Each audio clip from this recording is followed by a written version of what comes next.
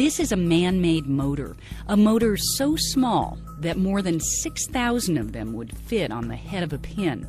Welcome to the world of the nanometer, a unit of measure that is 1/billionth of a meter. A nanometer is pretty small. One of the best analogies that I like to use is to compare it with a human hair. If you take a hair off of the top of your head, you can see that it's very thin. And now if you take something that's 100,000 times thinner than that, that's a nanometer. The ability to observe and construct things this small is at the heart of nanotechnology. And what scientists have discovered is that at the nanometer scale, everyday materials start to act in unimaginable ways. For Jeffrey Grossman, a UC Berkeley nanoscientist working with the National Science Foundation, that's exactly the draw. The behavior of nanomaterials changes, or can change, when the size becomes so small when compared with a larger amount of that same material. When you have things that sort of start changing the way they behave, and now you have the ability to control that, it sort of opens up an entirely new phase space of material. Suddenly it's like the periodic table projects out into a new dimension.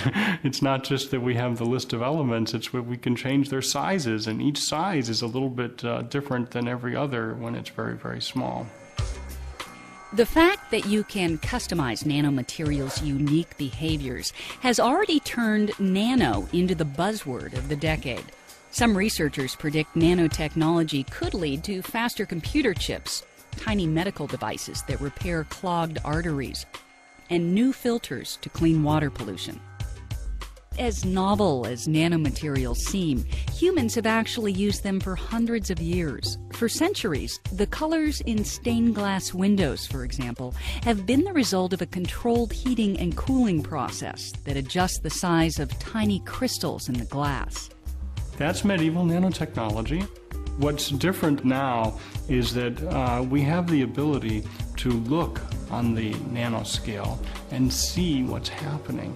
That gives us an ability to design materials rather than to just find them by a kind of accidental process. But understanding and controlling how nanomaterials act can be tricky. Every time you chop the material in two, say you go from a crystal that's 100 atoms across to 50 to 25, each time you do that, almost all the properties of the material really change. So these changes are very radical and quite dramatic. If you take a piece of a material, say silicon, and you look at that material, it looks kind of dark charcoal, so it's not that interesting to look at. But now if you take out your little nano ice cream scooper and you scoop out a nano-sized chunk of that material, and you look at that, all of a sudden it glows blue. And if you take a slightly bigger ice cream scooper out, it glows red. And so now you have a material that completely changes the way it looks, the color that it is, just by changing its size. So the question is, why do nanomaterials behave so strangely? In the case of the nano ice cream scoop, the behavioral change happens when you start to make a material so tiny that its electrons are squeezed into a space smaller than they prefer. It's called quantum confinement. The smaller you make the crystal, the higher the energy of the electron will be.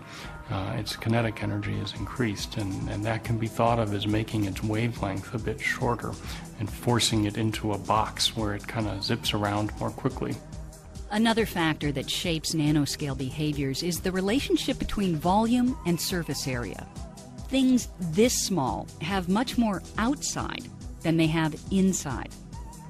The surface area of the material starts to skyrocket compared to its volume. And in fact, when you get down this small, most of the material could be just surface, and very little of it is actually volume. And the reason why that's interesting is that the more surface you have, the more reactions you can carry out on that surface, so you can do things like filtering much more efficiently. So you could filter water more effectively with more surface area. Our ability to observe and change things at the nanoscale has led to a host of new materials applications, and has even made it possible for scientists to begin building working nanomechanical machines like this motor. But in the world of nanomachines, nature is still king. Some of the most fascinating things that we see on the nanoscale are the machines that nature builds on the nanoscale.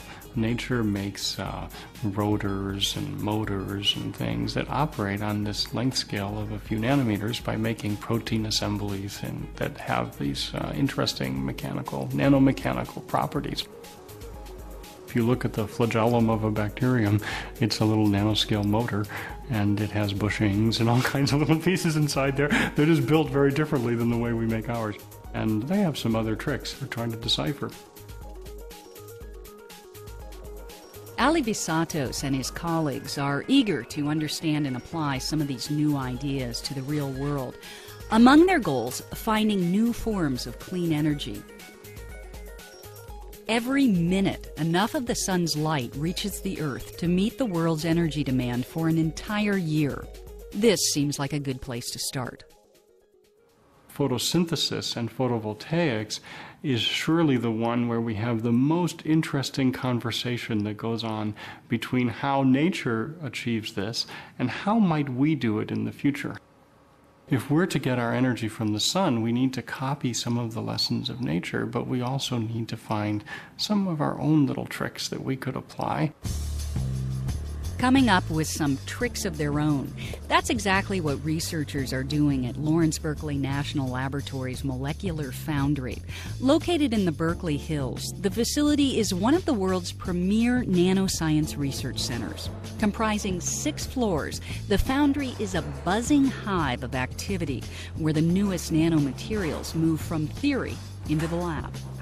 We're working on developing plastic solar cells, so trying to harvest light for energy using polymers and more like nylon.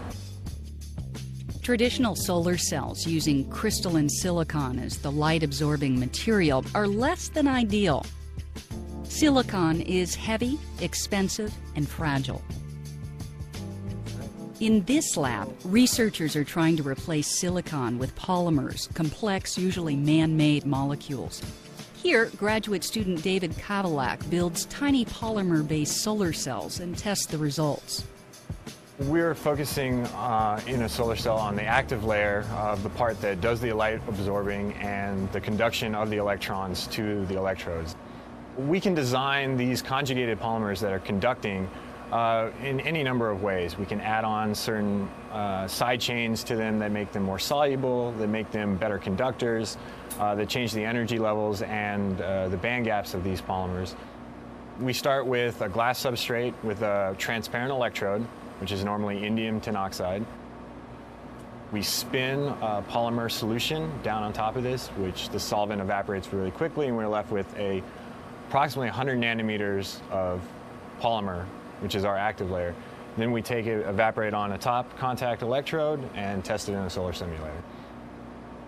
We have 8 aluminum electrodes that gives us 8 solar cells per substrate. And so now we can use this to test and see what kind of efficiencies we've gained. We have the ability to control individual molecules in the polymerization steps, and we're just on the very cutting edge of this. It's only been around for so few years that we don't know where this is going to go, but it only looks up. But along with its promise of a bright new future, nanoscience brings with it a share of risks and fears. In December 2006, the city of Berkeley amended its hazardous materials law to include nanoparticles, making it the only local government in America to regulate nanotechnology. We know that nanoscale materials can enter inside cells, and we know that that could have consequences for health. And so it's incumbent, it's really required that we do research to understand what is the nature of the interaction between new engineered artificial nanoscale materials and living systems, not just cells, but whole living beings. I think when you understand what kind of impact nanotechnology could have on some of the global problems, such as global warming, disease, clean water, and so forth, I think that inaction is actually the unethical standpoint. I think stasis is unethical in this case. These advances that we're describing today are really key to achieving health and to achieving sustainable energy technology, the big issues of our day in many ways.